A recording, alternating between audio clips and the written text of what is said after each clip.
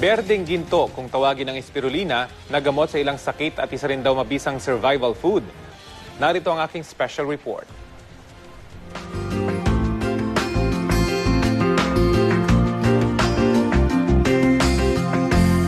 Sa unang tingin, tila napabayaan na ang mga sisidlan ng tubig na ito. Pero ang makapal na lumot na bumabalot sa tubig, kapag naani at naproseso na, posible raw umabot hanggang 7,000 piso ang halaga kada kilo. Ito ang spirulina o blue-green algae na kilala sa tawag na berdeng ginto.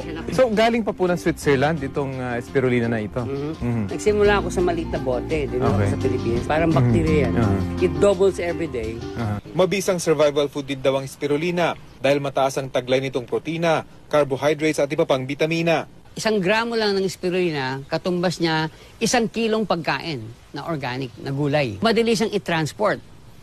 Maski yung culture natin, pwede natin i-culture mismo sa mga areas para sa tinatawag nating recovery ng community.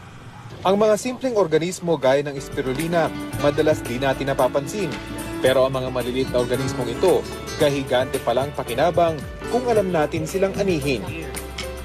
Your health.